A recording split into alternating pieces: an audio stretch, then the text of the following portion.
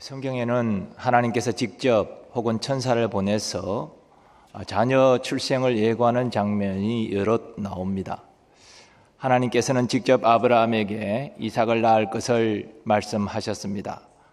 또 하나님께서는 마노아의 아내에게 천사를 보내어 삼손이 태어날 것을 예고하셨습니다. 오늘 본문에도 하나님께서 사가랴에게 가브리엘 천사를 보내서 요한이 태어날 것을 예고하고 계십니다.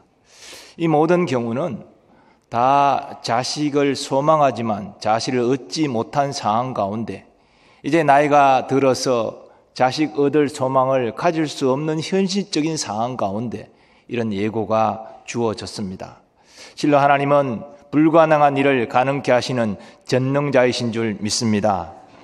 오늘 본문은 세례요한의 출생을 예고하는 말씀인데 자연스럽게 세례요한의 부모에 대하여 먼저 언급되고 있습니다. 세례요한의 부모는 본문에 있는 대로 사가랴와 엘리사벳입니다. 이들 부부는 헤롯 왕 때에 살았습니다.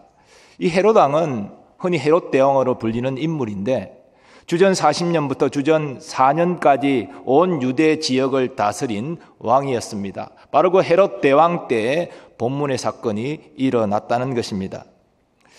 그런데 왜 누가는 그의 복음서를 시작하면서 예수님을 먼저 언급하지 않고 세례요한을 언급하고 있을까요? 그것은 누가의 복음서는 유대인들을 대상으로 한 것이 아니라 성경을 잘 모르는 이방인을 대상으로 하고 있기 때문입니다. 예수님이 하나님의 아들 구주이심을 말하기 이전에 예수님이 하나님의 아들 구주이심을 분명히 하기 위하여 먼저 예수님을 예비하는 세례 요한을 말합니다. 그 세례 요한이 하나님이 보내신 자라 오늘 본문의 예고 사건을 통해서 입증하고자 하는 것입니다. 세례 요한의 아비 사가랴는 아비야 반열의 제사장이었습니다. 이 제사장의 반열이라는 것은 다윗 왕 시제 24반열로 이미 정해져 있습니다. 그 반열에 따라서 각 제사장들은 1년에 2차례 성전 봉사 직무를 감당해야 됩니다. 아비야 반열은 24반열 중에 8번째 반열입니다. 그리고 세례 요한의 어머니 엘리사벳도 아론의 후손이었습니다. 제사장 가문의 딸이었다는 것이죠. 당시 제사장들은 처녀와 결혼하게 돼 있는데 특별히 그래도 제사장 가문의 딸과 결혼하기를 다 선호했습니다. 사가랴도 마찬가지로 그 소원을 이루어서 아론의 딸 제사장 가문의 엘리사벳과 결혼하게 된 것입니다. 근데 누가는 사가랴와 엘리사벳의 신앙에 대해 이렇게 증거합니다. 이 두 사람이 하나님 앞에 의인이니 주의 모든 계명과 규례대로 흠이 없이 행하더라. 저들이 살던 시절은 말라기 선지자 이후에 400년 이상 선지자가 없던 시대입니다. 하나님 말씀이 들려오지 않는 영적 암흑 시대입니다. 그런데 이들 부부는 그 영적 암흑 시대에 주의 계명과 규례를 모두 다 흠이 없이 지켰습니다. 그러니 하나님 앞에 의인으로 인정받은 것이지요. 물론 저들의 의로움이 예수님처럼 그렇게 모든 계명을 100% 지키는 절대적인 의로움은 아니었습니다. 예수님이 왜 누구도 그렇게 마음과 생각과 모든 행동으로 완벽하게 하나님 계명 지킬 수 있는 사람은 없기 때문이지요. 그러나 적어도 저들은 하나님의 계명을 고의적으로 범하지 않았습니다. 그들이 최선 다해서 하나님의 계명을 지켰습니다. 그래서 저들은 하나님 앞에 의인으로 지금 인정받고 있는 것입니다. 그러나 그렇게 하나님 앞에 의인으로 살아갔는데도 이들 부부에게는 큰 아픔이 있었습니다. 그것은 자녀가 없는 것입니다. 아들이 없습니다. 제사장 가문에 아들이 없다는 이야기는 무슨 얘기입니까? 제사장의 대가 끊긴다는 것입니다. 일반 가문도 아들이 없다는 것은 저주받은 가문이라고 당시 유대인들은 생각했는데 제사장 가문에 아들이 없다는 것은 이거는 정말로 불행한 일이고 정말로 부끄러운 일이 아닐 수 없습니다. 그래서 저들 부부는 간절히 기도했습니다. 오늘 본문에 저들이 기도했다는 말이 언급되어 있지 않지만 가브리엘 천사가 사가랴에게 전하는 다음의 말을 통해서 저들 부부가 간절히 기도했다는 것을 우리는 알 수 있습니다. 사가랴여 무서워하지 말라. 너의 간구함이 들린지라. 내 아내 엘리사벳이 내게 아들을 낳아주리니 그 이름을 요한이라 하라. 여기 너의 간구함이 들린지라 이렇게 말하고 있는데요. 이 간구했다는 것은 간절히 기도했다는 것입니다. 그리고 이 들린지라는 말은 사가랴 부부의 간절한 기도를 하나님이 주의 깊게 들으셨다는 뜻입니다. 이미 저들의 기도를 하나님이 주의 깊게 들으셨습니다. 저들의 기도를 받으셨습니다. 응답을 작정하셨습니다. 그런데 현실은 저들 부부에게 여전히 아들이 없다는 것입니다. 나이 들어서도 이제는 자식을 가질 수 있는 생리적인 소망이 없는 가운데 아들이 없으니 저들은 낙심했을 것입니다. 아픔도 참 컸을 것입니다. 그러나 사가랴 부부는 아들을 얻지 못하는 것이 하나님의 뜻인갑다 생각하고 그 소망을 내려놓습니다. 사랑하는 여러분, 우리가 믿음으로 살고 경건하게 살아도 주의 일을 충성되게 감당해도 이해할 수 없는 고난을 만날 때가 있습니다. 그 고난 가운데 간절히 기도하지만 아무런 응답도 없고 아무런 변호의 징조도 보이지 않는 그런 낙심 절망할 때가 분명히 있습니다. 그래서 우리는 사가랴 부부가 그랬던 것처럼 이 기도가 나의 욕심인가? 하나님이 이 기도를 응답하기를 원치 아니하시는가? 그렇게 생각하면서 낙심하고 드디어 그런 기도 제목을 접을 때도 있습니다. 그러나 여러분, 선하신 하나님은 우리가 고난받고 고통받는 것을 즐기는 분이 절대 아니십니다. 우리가 고난 가운데 그 처해 있는 모습을 외면하는 분도 아니시고 우리가 믿음으로 기도하는 것 듣지 않는 분도 결단코 아니십니다. 하나님은 언제나 우리를 주목하고 계십니다. 우리의 신음 같은 기도조차도 주의 깊게 귀 기울이고 계시고 가장 좋은 응답의 때를 준비하고 계신 줄 믿습니다. 그래서 마침내 하나님의 때 응답을 통해서 우리에게 완전한 기쁨을 주시는 분이신 줄 믿습니다. 과연 하나님은 사가랴 부부의 기도를 이미 들으셨고 응답의 때를 준비하고 계셨습니다. 마침내 그 응답의 때가 왔습니다. 하루는 제사장 사가랴가 그 제사장의 바늘의 순서에 따라서 성전 봉사 직무를 감당하게 되었습니다. 그때 제사장의 전례에 따라서 그 바늘에 속한 제사장 중에 한 사람이 뽑혀서 성소에 들어가 분향을 하게 됩니다.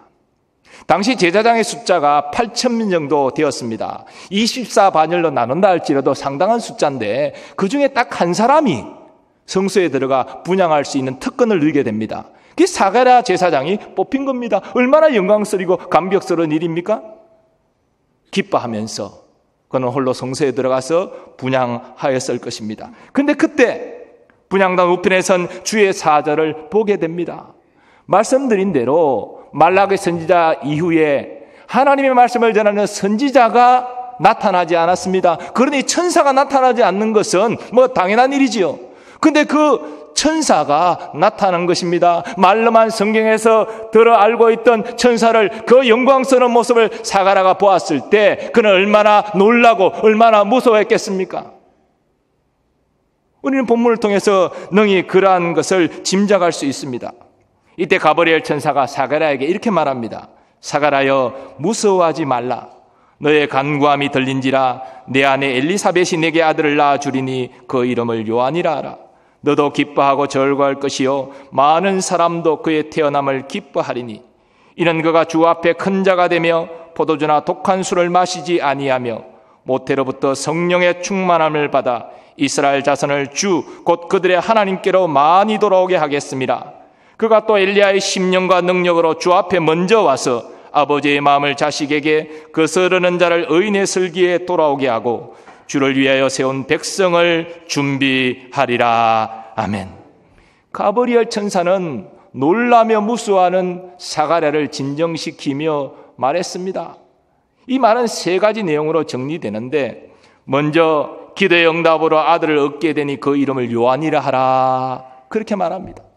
두 번째, 그 아들이 모태로부터 성령 충만을 받아서 많은 이스라엘을 주께로 돌아오게 할 것이다 라는 것입니다. 그리고 세 번째, 그 많은 사람이 주께로 돌아오게 하는 일이 주 예수 그리스도의 오심을 예비하는 일이 되리라, 이걸 말했습니다. 그런데 가브리엘 천사가 전하는 이 수태 예고와 그 놀라운 말씀을 듣고 사가랴는 이를 믿지 못합니다. 내가 이것을 어떻게 알리요? 내가 늙고 아내도 나이가 많으니이다. 사실 조금 알쏭달쏭한 말씀인데요, 공동번역 성경은 분명히 이해하기 쉽게 이렇게 번역하고 있습니다. 저는 늙은이입니다. 제 아내도 나이가 많습니다. 무엇을 보고 그런 일을 믿으라는 말씀입니까? 자녀를 잉태하게 된다는 말, 무엇을 보고, 무엇을 근거로 우리가 믿을 수 있단 말입니까? 사가랴는 하나님을 섬기는 제사장입니다. 하나님이 어떤 분이신지를 압니다. 전능하신 분이신지를 알지요. 그래서 간절히 기도도 했습니다. 그러나 이제 그 기도가 응답되지 아니하므로 나이가 들어서 이제 도저히 자녀를 잉태할 수 없는 생리적인 모든 환경 가운데 그들의 소망을 내려놨습니다. 그런데 갑자기 천사가 나타나서 아이를 얻을 것이다, 그렇게 말하는 것입니다. 그러나 그 말이 언뜻 받아들이기 어려웠습니다. 우리도 그럴 때가 있습니다. 머리로는 전능하신 하나님을 알고 입으로 고백하고 있지만 정말 나의 현실을 보면 도저히 내가 소망하는 바가 이루어지지 않을 것 같습니다. 내가 기도는 하지만 과연 하나님이 이런 불가능한 일을 이루어주실까? 그런 것에 대한 확신하는 믿음이 없을 때가 있습니다. 그래서 때로는 하나님 정말 이루어주신다면, 정말 말씀대로 이루어주실 것이라면 뭔가 표적을 보여주십시오. 모든 표징을 나게 나타내 보여주십시오. 우리가 이렇게 하나님께 요구할 때도 있지 않습니까? 사가랴도 그처럼 불가능해 보이는 현실 앞에서 나이가 늙어 이제 소망이 없는 우리에게 어떻게 이런 일이 일어날 수 있습니까? 무엇을 보고 이것을 믿을 수 있겠습니까? 그렇게 지금 반문하고 있는 것이지요. 그는 모든 계명과 규례대로 행한 흠이 없는 사람이었지만 어쩌면 이것이 우리 모든 인간이 가지고 있는 믿음의 한계가 아닐까, 그런 생각을 합니다. 그래서 가브리엘 천사는 자신의 신분과 역할을 다시 한번 이렇게 밝힙니다. 나는 하나님 앞에 서 있는 가브리엘이라. 이 좋은 소식을 전하여 내게 말하라고 보내심을 받았노라. 한마디로 내가 임의로 이 말을 하는 것이 아니라 하나님이 이 말을 전하라고 하셨기에 내가 하나님의 말씀을 대언하는 것이다, 이렇게 말하는 것이지요. 그러면서 네가 나의 말을 믿지 아니하므로 너는 이제 말을 하지 못하게 될 것이다. 그러나 때가 되면 내가 너에게 한 말이 이루어지리라, 이렇게 말했습니다. 한편 이 어떤 주석가는 사가랴 제사장이 말을 못하게 된 것이 천사가 전하는 하나님의 말씀을 믿지 않은 것에 대한 징계다, 이렇게 이해하기도 하지만 제가 볼 때는 징계라기보다는 사가랴가 무엇을 보고 이것을 믿을 수 있겠습니까?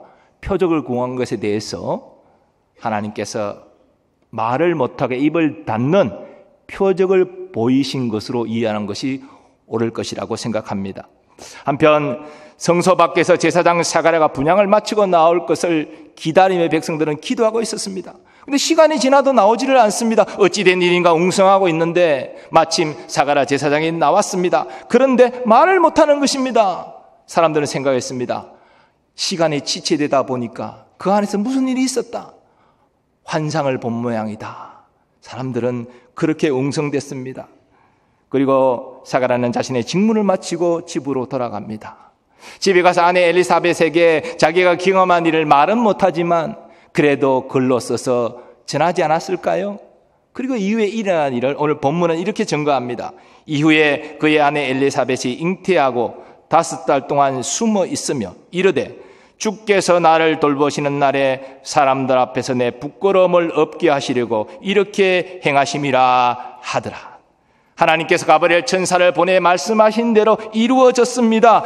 늙어 임신의 소망이 전혀 없던 엘리사벳이 잉태했습니다. 하나님이 말씀하신 대로 이루신 것이지요. 그런데 엘리사벳은 잉태 후 5달 동안 모처에 숨어 있었습니다. 왜 그랬을까요? 어떤 사람은 나이가 들어서 할머니가 되어 잉태를 했으니 남사스러워가지고 부끄러워서 숨어 있었다, 그렇게 주석하기도 합니다만은 그런 설명보다는 임신이 불가능한 노년의 나이에 하나님이 말씀하신 대로 잉태의 복을 주셨기 때문에 이 아이는 정말로 모태로부터 성령 충만을 받고 하나님이 이를 위하여 주의 오심을 예비하는 그런 인물이 될 것이기 때문에 사람들과 접촉을 금하면서 자신을 정결하게 하고 아이를 거룩하게 말씀으로 태교하기 위해서 사람들과 만나지 아니하고 그렇게 모처에 홀로 있었다라고 추석하는 것이 더욱더 옳을 것입니다. 저는 오늘 말씀을 묵상하고 설교를 준비하면서 사가랴 부부의 이 변함없는 믿음을 주목하였습니다. 예수님은 여자가 낳은 자 중에 세례요한보다 더 큰 이가 없다라고 이렇게 평가하셨습니다. 그러나 그 세례요한이 태어나기까지 그 부모의 큰 고통의 시간이 있었다는 것입니다. 제사장 가문이지만 늙도록 아들이 없어서 제사장 대가 끊어지는 그런 큰 화가 그 집안에 임했습니다. 하나님을 섬기는 제사장 부부로서 간절히 기도했지만 나이가 들 때까지 아들 소식은 오지 않았습니다. 우리 같으면 참으로 그 냉혹한 현실 앞에 낙심하고 절망하고 때로는 소리내어 하나님을 원망불평하지는 않겠지만 마음 한쪽편에는 하나님 이러실 수 있습니까? 내가 무슨 욕심 부리는 것도 아니고 제사장 가문에 대를 이을 아들 한 사람 그렇게 간절히 기도했는데 왜 응답해 주시지 않습니까? 그런 마음이 어찌 안 들겠습니까? 그러나 저들은 욥이 고백한 것처럼 주신 이도 여호와시요 가져가시는 이도 여호와시다. 여호와의 주권을 인정하면서 저들은 모든 기도의 소망을 내려놓습니다. 그리고 여전히 모든 주의 계명과 규례를 흠없이 지켰습니다. 여러분, 이것이 우리가 주목할 사가랴 부부의 믿음이지요. 물론 저는 하나님께서 사가랴 엘리사벳 그 부부의 흠이 없는 믿음 때문에 저들에게 세례요한을 주셨다라고 생각하지는 않습니다. 하나님의 역사는 사람에게 제한받는 분이 아닙니다. 사람이 어떻게 했기 때문에 하나님이 그에 따라 이렇게 하신다. 그게 아니에요. 하나님의 모든 구속사의 섭리 가운데 하나님의 주권적인 뜻을 따라 그들 부부에게 세례요한을 허락하신 것입니다. 하지만 그렇다고 해서 사가랴 부부의 신앙과 그들의 간절한 기도가 아무 의미도 없었던 것은 아니지요. 하나님은 자신의 주권에 따라 그들 부부에게 세례요한을 허락하실 때에 분명히 사가랴 부부의 믿음과 저들의 간절한 기도도 고려하셨을 것입니다.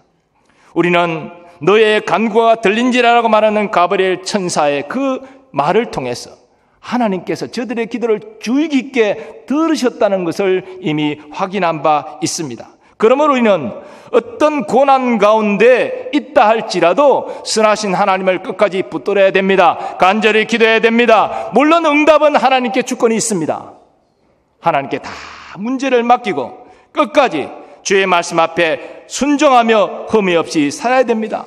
특별히 이해할 수 없는 고난 가운데 있다 할지라도 오래 기도해도 아무런 응답의 기미가 보이지 않을지라도 한결같은 믿음으로 나아가는 여러분 될 수 있기를 축원합니다. 성경에 보면 이런 믿음의 사람들이 많이 소개됩니다. 아브라함은 그 대표적인 사람이지요.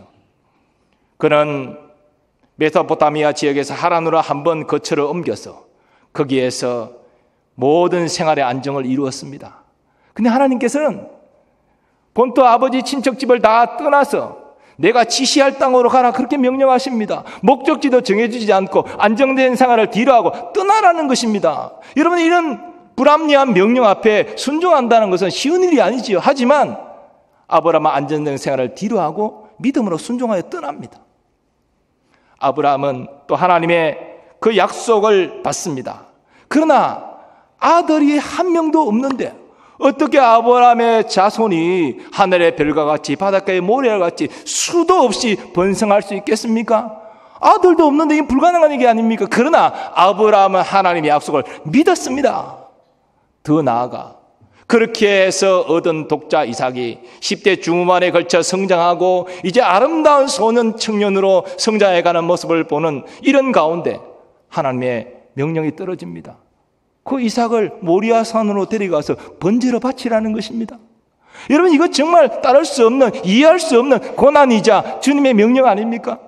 근데 아브라함은 아내와 상의하지도 않고 새벽 일찍 일어나 3일길에 걸리는 그 모리아 산으로 이삭을 데리고 갑니다. 그리고 목적지에 도착해서 칼을 들어 죽여 번제물로 바치려고 했습니다. 그게 아브라함의 순종의 믿음이었다는 것이죠. 바울과 실라도 환경을 바라보지 않고 하나님을 바라봄으로 믿음으로 승리한 사람들입니다. 그들은 빌립보에서 복음을 전했습니다. 그 중에 귀신 들린 여종을 만납니다. 불쌍히 여겨 그 귀신을 쫓아냈습니다. 선한 일을 한 것이지요.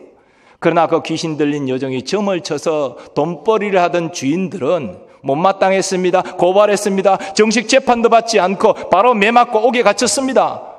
주의를 하다가 복음 전하다가 불쌍한 여인 귀신 쫓아내줬는데 이렇게 고난당하고 매맞고 감옥에 갇히고 이럴 수 있습니까? 한쪽 편에 원망하는 마음 안 들겠습니까? 그런데도 성경을 보면 그들은 원망 불평하지 않았습니다. 한밤중인데도 기도하고 하나님을 찬송했습니다. 그것이 그들의 믿음이었다는 것이죠.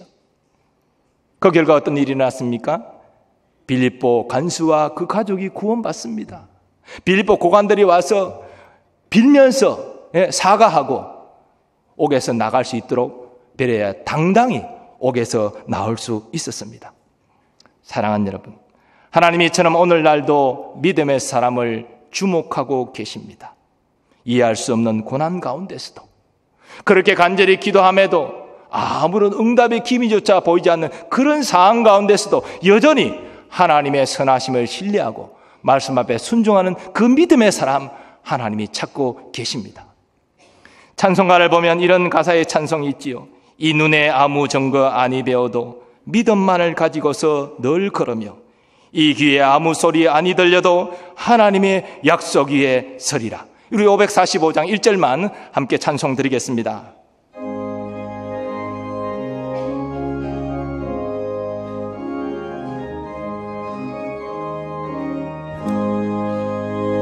이 눈에 아무 증거 아니 배어도 믿음만을 가지고서 늘 걸으며 이 귀에 아무 소리 아니 들려도 하나님의 약속 위에 서리라. 걸어가세 믿음 위에 서서 나가세 의심 버리고 걸어가세 믿음 위에 서서 눈과 귀에 아무 증거 없어도. 사랑하는 여러분, 여러분의 삶 가운데 이해할 수 없는 그런 고난이 찾아왔습니까? 그 고난 가운데 간절히 기도하고 있지만 아무런 응답의 기미도 보이지 않는, 그래서 낙심과 실망이 찾아오는 그런 순간 가운데 혹시 계십니까? 오늘 본문의 사가랴 부부도 그러했습니다. 하지만 그들은 끝까지 하나님의 선하심을 신뢰하는 것을 놓지 않았습니다. 그런 가운데도 여전히 모든 주의 계명과 규례를 흠이 없이 지켰습니다. 이것이 우리가 본받을 믿음이지요. 하나님은 우리의 믿음의 기도 듣고 계십니다. 귀 기울여 듣고 계십니다. 그리고 그 응답의 때를 지금 준비하고 계십니다. 우리가 생각하는 것보다 모든 걸 합력하여 서늘일 그 응답의 때가 반드시 찾아옵니다. 사가랴 부부에게는 과연 찾아왔습니다. 우리에게도 찾아올 것입니다. 낙심하지 마십시오. 하나님 살아계십니다. 하나님이 선하신 분이십니다. 불가능을 이루시는 전능자이십니다. 우리는 그 하나님을 아버지라 부르는 하나님의 자녀들입니다. 이 분명한 사실을 인식하시고 어떤 상황 가운데서도 하나님의 선하심을 끝까지 붙잡고 응답이 올 때까지 기도함으로 완전히 만족케 하시는 하나님의 응답을 경험하는 여러분 되시기를 예수님의 이름으로 축원합니다.